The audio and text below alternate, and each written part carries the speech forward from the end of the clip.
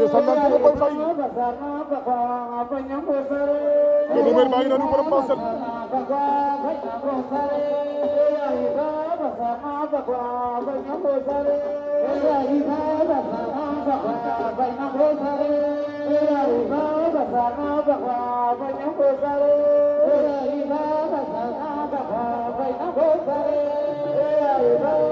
Bébé Mbeur baa ngi noonu borom Parcelles